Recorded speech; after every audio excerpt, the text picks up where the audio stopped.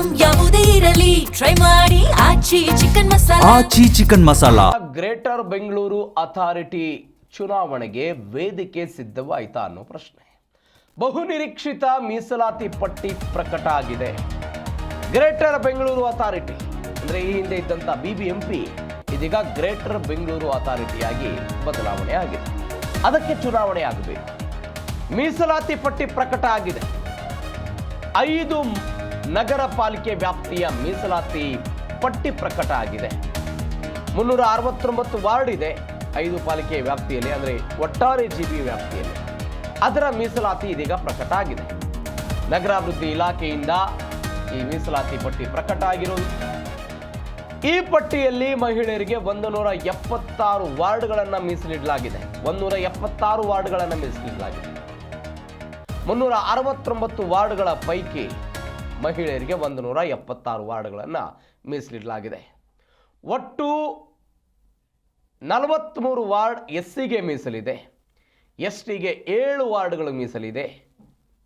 BCA ವರ್ಗಕ್ಕೆ 97, BCBಗೆ 24, ಸಾಮಾನ್ಯ ವರ್ಗಕ್ಕೆ 192 ವಾರ್ಡ್ಗಳು ಮೀಸಲಿದೆ. ಜೂನ್ 30ರ ಒಳಗೆ ಚುನಾವಣೆಯನ್ನು ನಡೆಸಬೇಕು ಅಂತ ಸುಪ್ರೀಂ ಕೋರ್ಟ್ ರಾಜ್ಯ ಸರ್ಕಾರಕ್ಕೆ ಮತ್ತು ಚುನಾವಣಾ ಆಯೋಗಕ್ಕೆ ಸೂಚನೆ ಕೊಟ್ಟಿದೆ. ಹೀಗಾಗಿ ರಾಜ್ಯ ಸರ್ಕಾರವು ಕೂಡ ಚುನಾವಣೆಯನ್ನು ಮಾಡ್ತೀವಿ ಅಂತ ಹೇಳಿತ್ತು. ಇದೀಗ ವಾರ್ಡ್ ಮೀಸಲು ಪಟ್ಟಿ ಪ್ರಕಟ ಆಗಿದೆ. ಈ ಬಗ್ಗೆ ಹೆಚ್ಚಿನ ಡೀಟೇಲ್ಸ್ ಕೊಡ್ತಾರೆ ನಮ್ಮ ಪ್ರತಿನಿಧಿ ಮಂಜುನಾಥ್, ಫೋನ್ ಸಂಪರ್ಕದಲ್ಲಿದ್ದಾರೆ. ಮಂಜುನಾಥ್, ಗ್ರೇಟರ್ ಬೆಂಗಳೂರು ಅಥಾರಿಟಿಯ ಚುನಾವಣೆ ಮೀಸಲಾತಿ ಪಟ್ಟಿ ಪ್ರಕಟ ಆಗಿದೆ. ಮಹಿಳೆಯರಿಗೆ ಜಾತಿವಾರು ಹೇಗಿದೆ ಇದರಲ್ಲಿ ಈ ಪಟ್ಟಿಯಲ್ಲಿ? ಪ್ರವೀಣ್, GBA ಎಲೆಕ್ಷನ್ ಆಗಿ ಹೆಚ್ಚು ಕಡಿಮೆ 6 ರಿಂದ 7 ವರ್ಷಗಳಾಗ್ತಾ ಬರ್ತಾ ಇದೆ. ಅಂದ್ರೆ BBMP ಎಲೆಕ್ಷನ್ ಸದ್ಯಕ್ಕೆ ಕಾಂಗ್ರೆಸ್ ಸರ್ಕಾರ ಆಡಳಿತಕ್ಕೆ ಬಂದಾಗಿಂದ ನಾವು GBA ಚುನಾವಣೆ ಮಾಡ್ತೇವೆ ಅನ್ನುವಂತ ನಿಟ್ಟಿನಲ್ಲಿ ಘೋಷಣೆ ಮಾಡ್ಕೊಂಡು ಬರ್ತಾ ಹೋಗ್ತಾರೆ. ಅದಾದ ಬಳಿಕ GBA ವಾರ್ಡ್ಗಳು ಕೂಡ ವಿಂಗಡಣೆ ಆಗುತ್ತೆ. 198 ಇದ್ದಂತ ವಾರ್ಡ್ಗಳು 369 ಆಗಿದೆ. ಇದೀಗ ಮೀಸಲಾತಿ ಪಟ್ಟಿ ಬಿಡುಗಡೆ ಮಾಡುವಂತ ಕೆಲಸ ಸದ್ಯಕ್ಕೆ ಬೆಂಗಳೂರು ನಗರಾಭಿವೃದ್ಧಿಯಿಂದ ಆಗಿರುವಂತದ್ದು.